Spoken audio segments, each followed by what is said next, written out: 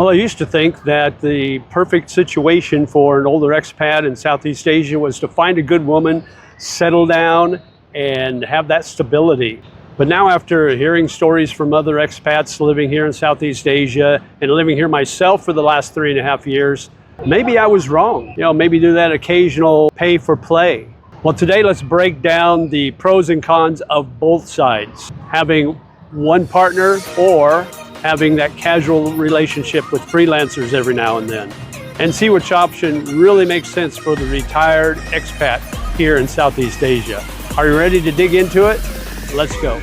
Okay, let's go.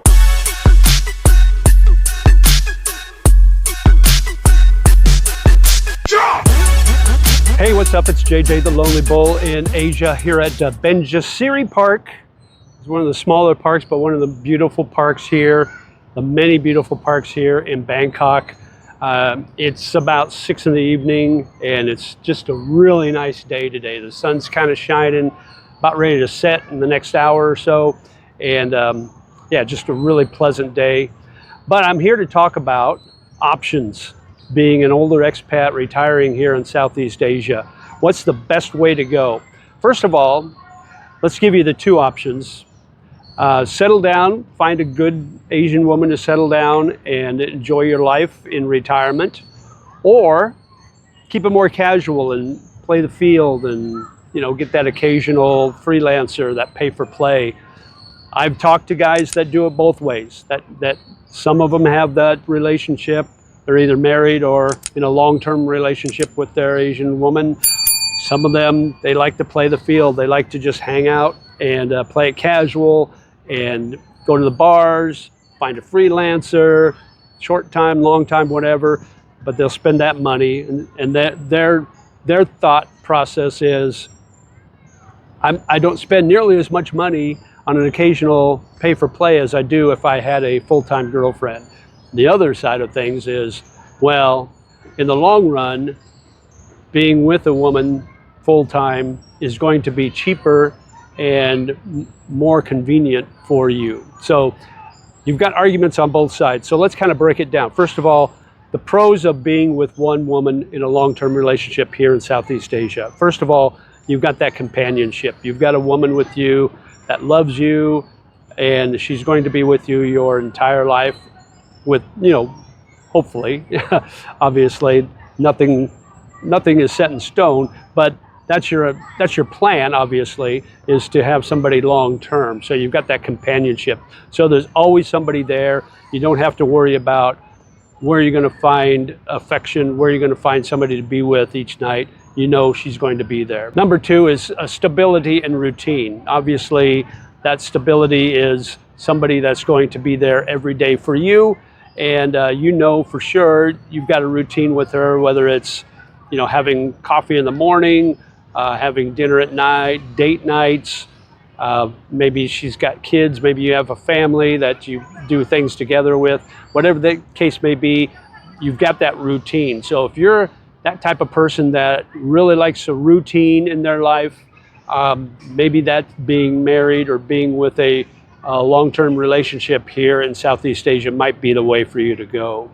Also, having one long-term relationship, one woman, she can be your cultural guide. So, as you go through life here in Southeast Asia, whether it's here in Thailand or anywhere else, the culture is different than in the West. So she's that guide for you. She can help you understand what to do in temples, how to talk to the locals, how to bargain for the best prices, so you don't get that skin tax. Whatever the case may be, she's there for you to help guide you through those moments. Now, there is an argument for a lower cost of living over time. So if you've got a Asian girlfriend or wife and you're in a relationship long term, maybe she's not the type that you have to spend a lot of money on every time you guys go out. It just might be a street food night or a night market, buying clothes at the night market. You don't necessarily have to go to M-Sphere Mall over here and buy the best clothes there is. You can go on a little bit of a budget because she's living with you, so she knows what the budget is. She knows what the income is, so she's probably good with money and would be good as far as helping with the budget and that sort of thing. So maybe in the long term, it could be a little less expensive. Finally, maybe the number one pro, having a younger Asian woman as your long-term partner or wife, is that she could become your caregiver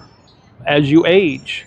None of us are getting any younger, obviously, and a lot of us are retired and we're already in that 60s, maybe even that 70 range, where if your health isn't fading already, it probably will be in the next few years. So it's good to have that that little safety net there, that woman that is willing to take care of you. And that's kind of what the culture in Asia is. They enjoy taking care of their partner. So that's something that you might want to keep in mind too, as far as, do I have somebody to take care of me in my senior years, or will I have to fly back to my home country when I get too old to take care of myself? And nobody really wants to do that, do they? All right, let's talk about the cons. The cons of having the one woman, wife, girlfriend, long-term, jealousy and control. Asian women can be very jealous and very clingy and very protective. So, and especially Filipinas. Filipinas are very jealous. They're always accusing you, and they do it in a way where they can say, oh, I'm just joking, but you know they're serious when they say, oh, when you go out with friends for a drink, they say, oh, maybe you're going to meet another girl. And then if you get upset, they say, oh, I'm only joking, but really they're not. They're testing you. So that jealousy and that control, they're constantly, when you're not with them, they may be texting you constantly, finding out where you're at. They may want you to send them a picture so you've got proof of where you're at and who you're with. So that happens a lot. And so jealousy and control could be a con as far as having a long-term relationship here in Asia.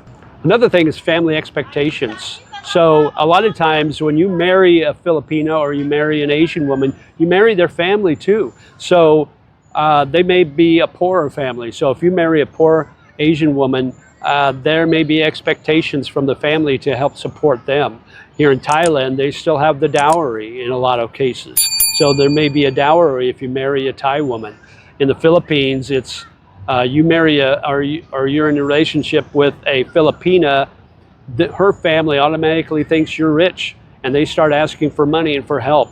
Before you know it, you're taking care of sick caribou, sick cows, sick buffalo, sick family members, whatever the case may be. So that that family expectation is prevalent in a lot of places in Asia. Cultural misunderstandings too is also a big con. So they may not understand what your cultures are. You may not understand their culture as far as money, how to handle money, their lifestyle, their religion, just the way they treat each other in public.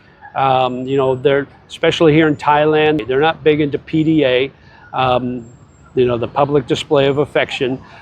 You know, holding hands is okay, but, you know, hugging and kissing in public, it's not a real big thing here. So if that's your thing, maybe having that long-term relationship here in some Southeast Asian countries maybe not be the thing for you if you're into that. But, you know, again, you just have to understand the cultures. There's also that risk of being used, that scam alert. So she may say she loves you, and you may get into a long-term relationship with someone, but she may just be using you for money. There may not be love involved. So you have to be careful with that and look for the red flags, you know, make sure it's real. And that's always something that's, that could crop up at any time. So you just never know. Finally, commitment limits and freedom. So, you know, like a guy like me, I like to work on my YouTube during the day. You know, if I had a relationship with a woman, whether it's here or wherever, I would want her to have her own life too. So we have our together time, but we also have our alone time, because I need that to stay structured and stay balanced in my life. So having that time alone is important to me, whether it's getting up early and maybe watching YouTube while having a coffee before she wakes up, you know, and then make her coffee, and then we have that time together. Maybe she works too, so during the day she's off to work, I can do my work on YouTube. You know, and maybe there's nights where she can go out with her girlfriends and I can go out with my guy friends to have a drink or whatever. You know, having those times where you're not always together, there's some alone time. And a lot of these Southeast Asian cultures, especially in the Philippines, they're very clingy. So you might have a relationship with a woman that wants to be with you constantly. So just be aware of that. That could be a big con. Now, let's talk about the other side of the coin. Whether you're a freelance guy or a pay-for-play guy, somebody who likes to be casual and date around, you know, maybe it's just not that, maybe you're just dating, you know, you go out with a girl, take her to dinner, take her to a club, take her to a rooftop bar or whatever, but there's a cost involved with that, you know, so just dating different girls, not being tied down to one girl, keeping it casual with that occasional freelancer and that occasional pay-for-play. What are the pros to that? Well, first of all, freedom. You get to decide when you want to go out with someone, who you want to go out with, and how much you want to spend. No strings attached. So you've got that freedom that you don't have if you're in a relationship. So that's number one pro about being in that freelancer, pay-for-play, casual setup that a lot of these retired expats do. Number two pro would be variety. So you're not with the same woman every night. You know, that's a comfort thing, you know, for a lot of people. They like that comfort of being with the same woman every night because they get comfortable with them. They understand what each one wants. They understand their needs, what makes them happy, what makes them sad, what makes them excited, how to get intimate with them. When you're doing the casual thing and you're doing the pay-for-play or the freelancer, that's not important because they're working for money, so you don't have to worry about what gets them excited because they're probably faking it anyway, right? You've got that level of excitement because it's a variety. You can go out with a different girl every week or every other day or every night if you want to, if you got the money. So you've got that variety, and that could be a definite pro for dating casually. Also another pro, no in-laws, no drama. So you don't have to worry about sick buffalo. You don't have to worry about sick relatives. You don't have to worry about relatives asking you for money. You don't have to worry about the drama of arguing with your relatives or your girlfriend or wife arguing with her family. You don't have to worry about any of that. That's something you'll never have to worry about if you keep it casual and just do the pay-for-play or the freelancer dating. Also, clear transactions. You know what she wants. She knows what you want. You determine a price and you're good, right? There's no ifs, ands, or buts. There's no wondering, ooh, did I make her upset about something? What is she thinking? What should I get her? You know, what is she going to make me for dinner? None of that, because that's a relationship thing. This is all transactional. So you get the transaction down, you know the price, you know what each one's going to get, and you go for it. And finally, another pro is easy exit. So, you know, when the night's over, you know, maybe you get a grab fare home or whatever, you know, it's like, you don't have to go home, but you can't stay here type of thing. So you're paying her to leave. So that's kind of how it is for pay for play. So those are the pros. Now, let's talk about the cons. Number one con is loneliness. You know, if you're in a point where maybe it's the end of the month and you got a week and you've overshot your budget, so you shot your wad, so to speak. You don't have enough money left to find a freelancer or get some pay for play. So you got to wait a week before you get your next paycheck or whatever. So you're sitting there and you're sitting in your condo and you're eating street food or 7-Eleven food for the next week because you don't have enough money because you spent it all on freelancers the first 3 weeks of the month. Now you're out of money. So you're sitting at home alone. You know, that loneliness could set in. Another thing about loneliness is it might seem like a good idea, you know, it might seem like fun at first to have that variety, have those different girls all the time. But when you realize that they're not in it for love, they're in it for transaction only, that could create a little bit of loneliness, because even though you're getting what you want in that transaction, you're not getting the affection, you're not getting the love that a relationship or true love comes with true love. So that loneliness may creep in. So that's a con. Also, the costs add up. Like I said, if you're a frequent flyer as far as freelancers and pay for play, those numbers add up pretty quick. You know, whether it's 2,000 baht, 2,500 baht a night, or if you go to the bars, go to the girl bars where you're paying for lady drinks, those add up really quickly. You may be having fun, but the next thing you know, you're looking at your wallet and you've blown through 5, 6, 7,000 baht in no time, which is about $150 to $200. So before you know it, those expenses can really add up. So you have to be careful and kind of pace yourself a little bit. Also, health risks. There's always a risk as far as your health when you're doing that variety, that pay for play thing. So,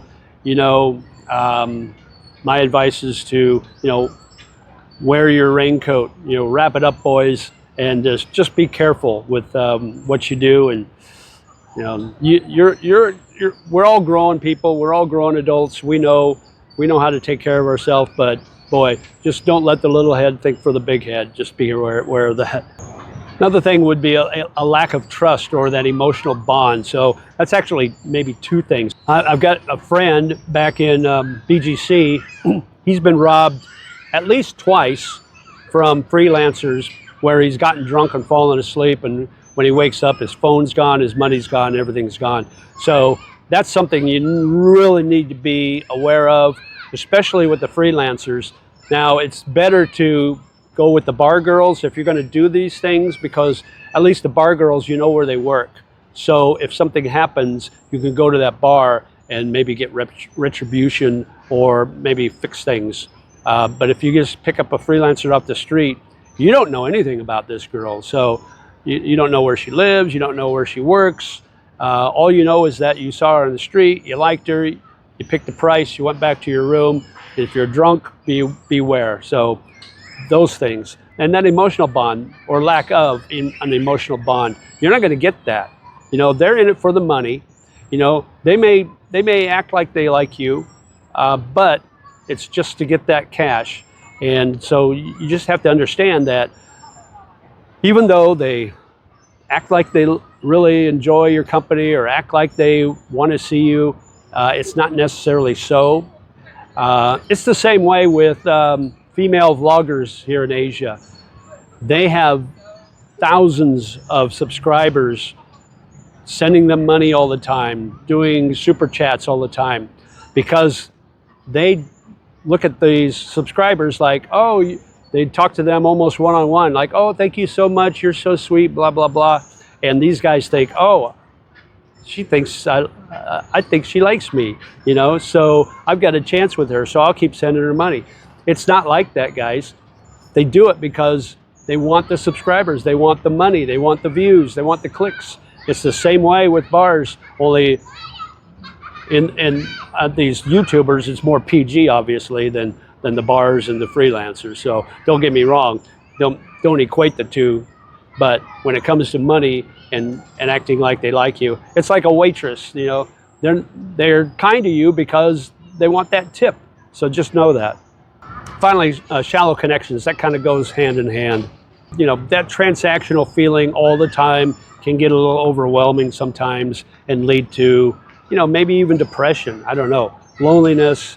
It can get to a point where maybe you fall in love with a bar girl or a freelancer, and you want to move that relationship to something more. Maybe you're a continued customer, a recurring customer. That could be kind of problematic. All right, so who wins in the end? You get lifestyle choices. Do you crave stability or do you like freedom? The financial angle, which path makes more sense with your pension and your savings? Health and age factor. When you get older, who's going to be able to take care of you? A freelancer is not going to visit you at the hospital. And finally, cultural reality. Now, both paths are common, but social judgment differs. So are you okay with that? So maybe I wasn't wrong. Maybe it's not about choosing one path over the other. Maybe it's more about being honest with yourself. If you want connection, routine, and someone at your side, maybe a long-term relationship is the way for you to go. But if you like freedom, value, and keeping things simple, maybe that freelance pay-for-play thing is the best thing for you. Neither path is perfect, both have risks. The real question is, which path will keep you happiest in the long run as an expat living here in Southeast Asia? So what do you think? Is it better to settle down with one woman or keep it casual and pay as you go? Drop your thoughts in the comments below. Let me know what you think. I'd love to hear from other expats about this, both pros and cons of both sides. Let me know.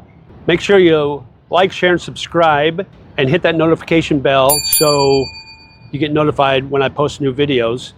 Now, less than 30% of the people who watch my videos are subscribers. So if you think you've subscribed, check to make sure. If you haven't subscribed, please do so. I really would appreciate that. And if you want to know a little bit more about dating Thai women, check this video right up here in the corner. And I interview Ern, lucky girl, and she's going to tell you all about what Thai women look for when dating a foreigner. And until next time, live life, my friend. We'll talk to you again soon. Take care. Bye-bye.